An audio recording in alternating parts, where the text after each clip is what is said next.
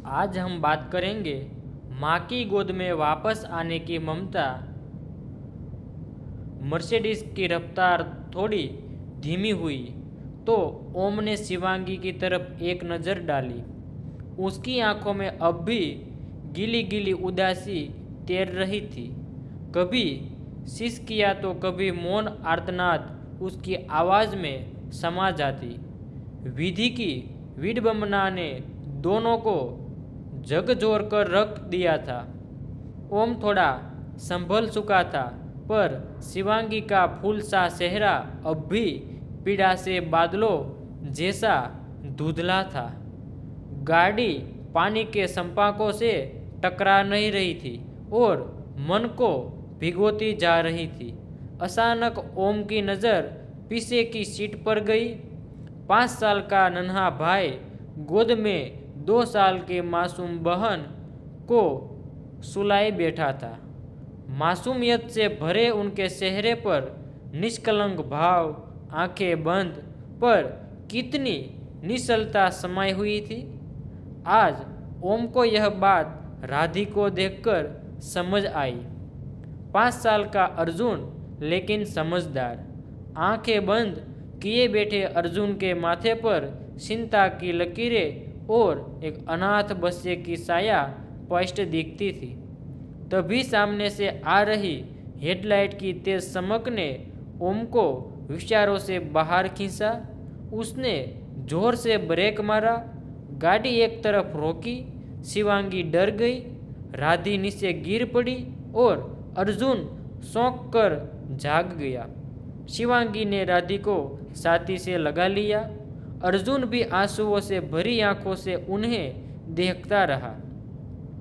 मातृत्व का झरना शिवांगी के दिल से बह निकला, जो राधी के मासूम चेहरे को भिगोने लगा। ओम की आंखों में आंसू भर आए। भीतर भी बारिश थी और बाहर भी थी। वह सोच में डूब गया। कुदरत के आगे इंसान कितना बेबस है। कुछ ही दिन पहले तो सब ठीक था। ओम की पटाखा फैक्ट्री और शिवांगी हाउसवाइफ। नया नया विवाह हुआ था तो दोनों कश्मीर में हनीमून पर गए थे। 1 महीना हिमालय की गोद में प्यार की बारिश में भीगते बिताया।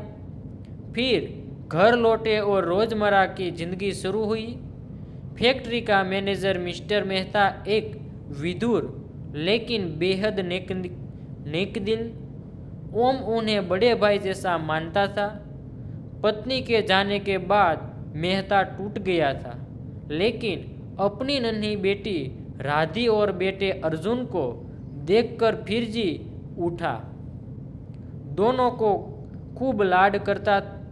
राधी की मुस्कान में उसे अपनी दिवंगत पत्नी विदिशा नजर आती थी। लेकिन कहते हैं ना, अच्छे लोगों के ऊपर ज़्यादा ज़रूरत होती है। रविवार को मेहता अर्जुन और राधी को फैक्ट्री में ले गया। बच्चों को फूलों के पास बैठाकर वह अंदर गया तनख्वाह बांटने। तभी विस्फोट हुआ। पटाखों ने आग पकड़ ली। मजदूर भाग निकले, पर 4 मजदूर और मेहता उसमें जलकर मर गए। अर्जुन और राधी को बच गए, पर अब वे अनाथ थे। उस दिन अर्जुन की हालत देखी नहीं जाती थी। पापा पापा की चित्कार से आकाश भी रो पड़ा। ओम और शिवांगी उन्हें घर ले आए।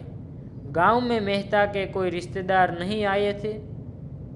शिवांगी की आंखों के आंसू सूखते नहीं थे। राधी को देखकर उसे अपराध बोध होता। ओम भी अंदर से टूट चुका था। अंततः शिवांगी के माता पिता ने दोनों बच्चों को अनाथाश्रम में छोड़ने का दबाव डाला। अनिच्छा से, टूटे दिल से ओम और शिवांगी बच्चों को अनाथाश्रम में छोड़ आए। ओम के मन से अर्जुन का उदास चेहरा नहीं उतर रहा था। कुछ महीने बाद शिवांगी को पेट में दर्द हुआ। डॉक्टर ने बताया कि बच्चा समझ से पहले और मस्तिष्क विकास के बिना है। ऑपरेशन जरूरी है। बच्चा मृत पैदा हुआ। शिवांगी को तो बच्चा लिया गया, लेकिन डॉक्टर ने कहा अब वह कभी मां नहीं बन सकेगी। ओम टूट गया। शिवांगी को यह बात तुरंत नहीं बताई गई। डिस्चार्ज के बाद वह घर लौटी। बहुत थकी हुई शिवांगी जैसे ही सोई, ओम के मन में विचारों का सैलाब उमड़ पड़ा। क्या उसे ऐसे मरने देना सही है? रात को किसी के सिर पर हाथ फेरने का एहसास हुआ। आवाज जानी पहचानी सी थी, पर चेहरा धुंधला। शब्द गूंजे, साहब, ओम, राधी कहाँ? ओम हड़प कर डॉक्टर उठ गया।